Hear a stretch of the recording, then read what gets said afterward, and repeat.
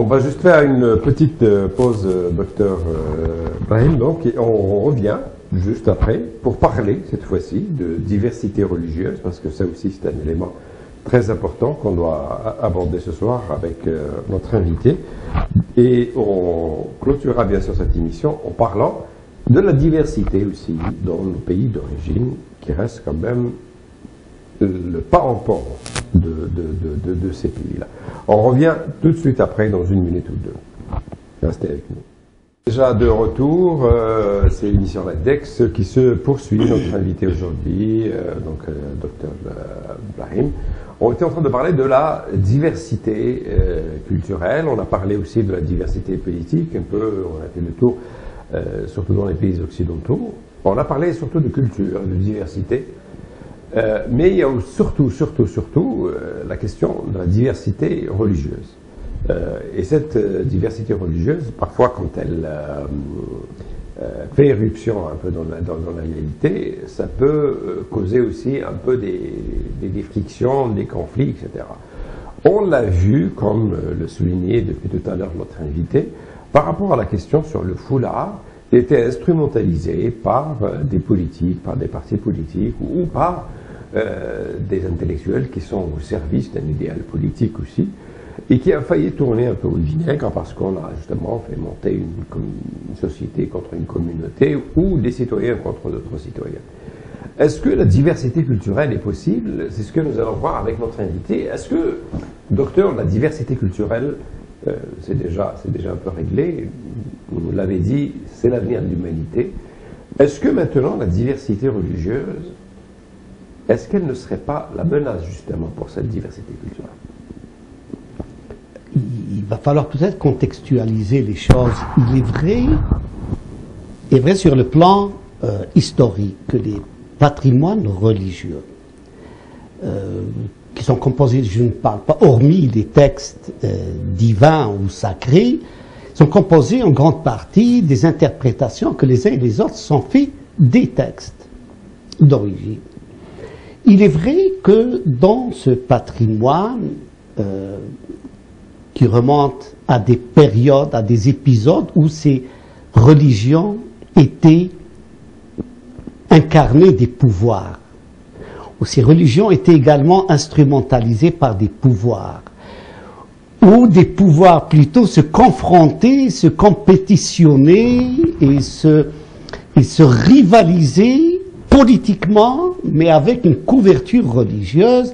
Il est vrai que ce patrimoine qui nous est légué, toutes religions confondues, est porteur de cet esprit de rivalité et de conflictualité. Il est vrai également, lorsque je prends, notamment en ce qui nous concerne, à l'intérieur de la société musulmane, je ne parlerai pas de la diversité religieuse, mais plutôt confessionnelle, ça veut dire une diversité d'écoles et de rites à l'intérieur même de la même religion. On voit également ce que ce patrimoine légué d'autrefois, qui remontait à une époque où le politique instrumentalisait, comme d'ailleurs l'est maintenant, instrumentalisé tout ce qui est sacré pour pouvoir duper des sociétés, ce pouvoir continue à faire des ravages au niveau d'abord des mentalités. Donc il y a plein, avant même de voir des guerres qui se font en direct sur le terrain, il y a des bombes au niveau des structures mentales. Donc des gens se portent des haines les uns envers les autres. Et c'est ce qui rend la société, c'est vrai que ce patrimoine, on s'accrochait beaucoup à ce patrimoine, rend nos sociétés vulnérables, fragilise nos sociétés, au point où elles sont facilement instrumentables, facilement engageables dans des luttes et dans des guerres pour lesquelles elles n'ont aucune connaissance, aucune conscience, aucun intérêt. Mais le mal et le tort est déjà fait, il est là. Il est vrai. Ça, du point de vue de la réalité actuellement, les chiites, sunnites, ce sont des pouvoirs régionaux qui sont purs et durs, des pouvoirs politiques qui se rivalisent pour et en vue d'asseoir le pouvoir au Moyen-Orient, notamment l'Arabie saoudite et l'Iran, mais elles le font à travers des couvertures religieuses. Sunnites, chiites, et le monde suit. Et ce monde est instruit, c'est un monde intellectuel. Et c'est ça le comble. Donc, il y a vraiment un problème à ce niveau à travailler. Ce problème, comme je le dis, il est mental, il est dû à une culture. Et cette culture également a été fortement développée dans nos sociétés et par nos pouvoirs locaux qui n'ont pas épargné un effort pour intensifier ces rivalités. Oui, mais les clivages religieux, justement, entre chiites, sunnites, ismaéliens, tout ça, ça ne date pas d'hier, ce ne sont pas les pouvoirs politiques qui ont inventé ces clivages-là. Ces clivages-là sont, comme vous l'avez dit tout à l'heure, c'est politique. C'est un processus historique qui remonte à très loin. Oui, mais qui sont toujours les politiques, même autrefois. Mais je parle des pouvoirs publics aujourd'hui. Et donc, ces clivages religieux sont à la base une diversité religieuse. Certains. Pourquoi voit-on justement aujourd'hui dans ces clivages et dans cette différence, cette variété, cette richesse, cette diversité, pourquoi elle est devenue source de conflits et de guerre? C'est parce qu'il y a une continuité de la même chose. À la naissance des religions, à la naissance de ces écoles et de ces rites, il y avait une volonté plutôt de pluralité. Mais vite fait, la pluralité a été récupérée par le politique. Et là, je parle des anciens temps. Depuis longtemps, ce phénomène d'instrumentalisation de la religion ne date pas d'aujourd'hui. Il date justement des temps anciens. Alors, le politique, qui voulait toujours avoir une légitimité à son pouvoir, avait toujours recours à l'instrumentalisation de tout ce qui est sacré. Par conséquent, à partir de là, il y a beaucoup d'écrits et d'interprétations de textes et d'œuvres et d'ouvrages qui ont été produits dans ces contextes et promus par les princes. Et on continue, à date, les pouvoirs continuent à investir ce même patrimoine miné afin de continuer toujours, comme hier, de continuer les rivalités politiques et de leur donner une certaine légitimité. Maintenant, le problème, est-ce que le problème peut se résoudre ou non? Oui, il peut se résoudre. Tout simplement, le problème, s'il existe actuellement, s'il persiste, c'est parce que tout simplement, il est dans nos modèles éducatifs, dans nos modèles de socialisation. On enseigne, on éduque l'enfant à voir l'autre d'une autre religion comme étant un diable. On diabolise aux yeux de l'enfant l'autre de l'autre religion, et on diabolise aux yeux de l'enfant, on glorifie la rivalité et l'exclusion des minorités. Il n'y a pas longtemps, une étude qui a été faite par un sociologue ou un psychologue sur l'étude de l'ordre religieux dans les manuels scolaires. Or, il arrive à ces conclusions. Donc le problème, c'est que le même phénomène se perpétue dans les mentalités à travers l'éducation des enfants. C'est ça qu'on apprend aux enfants. Par conséquent, le problème perdure, le problème, il est dans la réalité, on le voit, vous n'avez qu'à observer ou analyser le débat ou les discussions qui se font autour d'un événement qui, au Moyen-Orient d'actualité. Vous allez voir comment cette même rivalité, cette même guerre confessionnelle revient pour s'imposer comme à l'ordre de la discussion. Mais prêcher pour sa paroisse, essayer de défendre sa religion, l'inculquer justement ou même la faire entrer dans la tête des enfants, etc. C'est fait parfois aussi par comparaison aux autres religions. Parce que si on mettait toutes les religions devant l'enfant sur un même pied d'égalité, c'est comme si on lui donnait la possibilité de choisir la religion qu'il voudrait.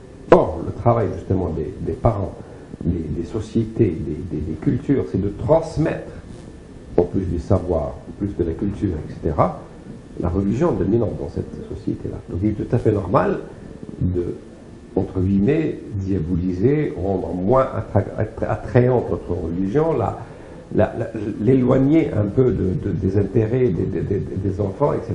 Donc c'est un peu dans cette guerre des religions, elle est aussi vieille que la race humaine elle-même. Oui. On ne peut pas, ce que j'essaie de dire, c'est qu'on ne peut pas uniquement parler aux enfants avec une forme de romantisme religieux, de leur dire enfin toutes les religions c'est la même chose, nous sommes tous pareils, nous sommes tous des égaux, etc. Donc le problème dans la réalité se pose de manière très différente. Le problème n'est pas au niveau de la connaissance religieuse qui est donnée aux enfants. Donner connaissance religieuse aux enfants, bien entendu, chacune des religions a son propre enseignement. Le problème il est plutôt dans la qualification de l'autre, Est-il, oui, il a sa propre religion qui est différente de la tienne? Oui, ça, et bien entendu, il va falloir que cette différence, que chacun ait cette conscience de la différence et de l'accepter, et de s'accepter avec les différences. Mais de là à diaboliser l'autre, c'est là le hic, la qualification de l'autre. Est-il un diable ou est-il tout simplement quelqu'un de religieusement différent de toi, qui prêche une autre religion? Toutes les religions, peu importe qu'elles soient monothéistes ou même déistes, etc., elles se basent sur une vérité absolue. C'est-à-dire celle de dire, si vous ne suivez pas cette religion-là, vous ne serez pas sauvé par le bon. Donc, celui qui n'appartient pas à cette religion est forcément sur le mauvais chemin. Oui. Donc là, on arrive un peu à cette... On ne peut pas arriver avec ça. Ça demeure toujours de la connaissance religieuse. Ça veut dire que chacune des religions se réserve ses propres principes, ses propres valeurs, comparativement même aux autres. Là, à ce niveau, on est en train de donner une information, une formation, un enseignement. Il demeure maintenant ce qui touche à la relation et à la qualification des statuts. Pour statuer que ce quelqu'un est forcément quelqu'un d'enfer, alors que dans les enseignements religieux, le jugement ne revient qu'à Dieu. C'est là où le problème se pose lorsqu'on produit chez l'enfant cette mentalité de lui inculquer cette stature qui n'est pas la sienne, de devenir le juge des autres. Ça, au niveau de la qualification des statuts, très important. Car n'importe qui, personne n'a ni le pouvoir, ni la capacité morale de juger l'autre, étant donné que le dernier jugement est celui de Dieu. Le deuxième volet sur lequel le problème se pose, c'est au niveau de la relation, au niveau de l'altérité, de la façon comment on se représente l'autre et du code de conduite que l'on doit observer envers l'autre. Ce sont les trois volets. Or, il est complètement différent de penser que l'autre est un diable ou de penser que l'autre est tout simplement différent de moi. Comme dans une sourate, Dieu disait au prophète Mohammed sallallahu alayhi wa sallam, au moment où il y avait un groupe d'une certaine religion qui voulait que le prophète partage avec eux leur religion et il voulait passer un pacte de façon à ce que chacun vive la religion de l'autre pendant 1 an.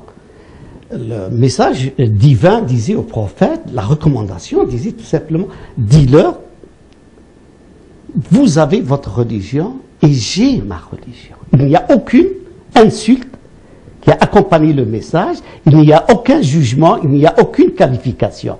Lakum dinukum waliyadin. C'est exactement le message, la recommandation divine. La deuxième, c'est le volet du code de conduite. On mélange toujours, il y a un amalgame que l'on fait entre ce qui est l'autre et le jugement de l'autre et la conduite envers l'autre. Le code de conduite est très important. La relation la plus abstraite que recommande la religion, c'est celle du voisinage. Ça veut dire c'est la relation la plus abstraite, c'est la fraternité humaine. Elle n'est ni conditionnée par une proximité religieuse, ni communauté, pas un lien de parenté, ni rien. C'est juste la communauté de voisinage. Comme disait le prophète, Dieu me recommandait le bien envers le voisin au point où je craignais qu'il en fasse un héritier. On ne fait pas très attention à ça. Alors, ce voisin peut être de n'importe quelle religion. Très important. Donc, à ce niveau, l'enseignement religieux, si on faisait attention au volet du code de conduite envers l'autre, qui est complètement différent de qualifier l'autre. Si on arrive à faire cette distinction et à inculquer chez l'enfant la conscience de soi, sa conscience identitaire, la connaissance de son patrimoine et de sa religion, mais tout en lui indiquant les codes de conduite qui puisent leur référence dans la même religion, qui lui indique plutôt de faire du bien à l'encontre de l'autre, peu importe qu'est-ce qu'il est.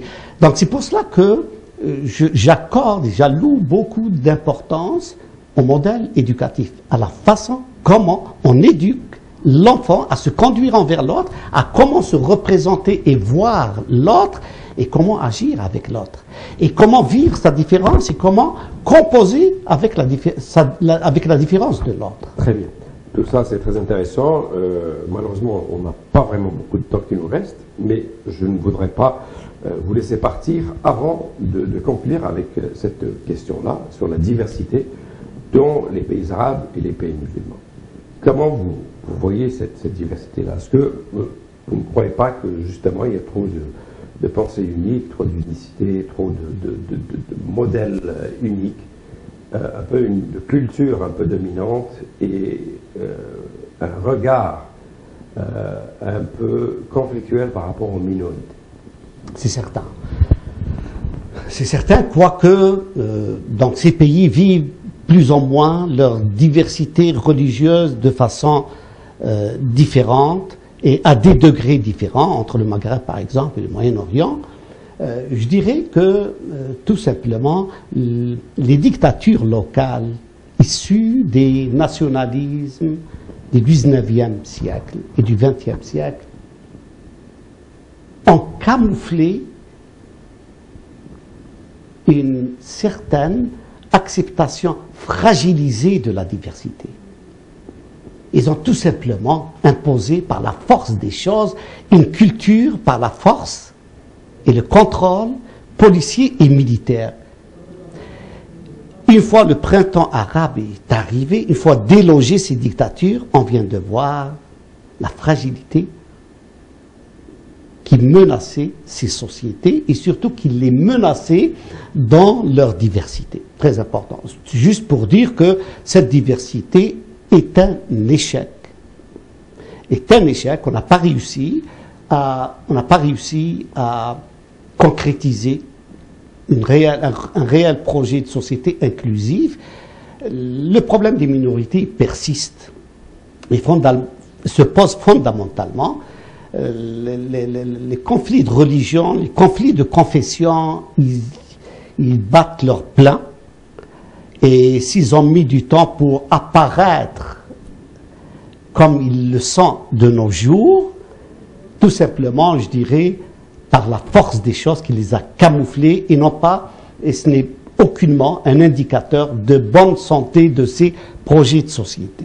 C'est pour cela que ce que je plaide présentement, et surtout pour les gens, et moi je crois d'ailleurs, je crois à la diversité, je crois au progrès social, je crois à la réussite, et au pari de la diversité, mais à condition, et la condition est très simple, il ne faut pas penser que ça prend beaucoup de choses, ça prend plutôt un ajustement mental, ça prend plutôt d'inculquer le vivre ensemble, la bonté, la beauté et le partage dans les esprits tout simplement, en faisant quoi? En révisant les modèles éducatifs, en essayant de puiser dans nos systèmes référentiels, religieux notamment, toutes les valeurs de partage, d'amour, de bien-être ensemble, et également de faire en sorte que ces valeurs soient concrétisées à travers des politiques, à travers des codes de conduite qui soient propagés dans les milieux de socialisation, dans les mosquées, dans les garderies, partout, dans les écoles, et que ce modèle éducatif puisse revenir un petit peu à la question de l'altérité. C'est qui l'autre? L'autre est une créature humaine que Dieu a honorée. Et nous avons, ça c'est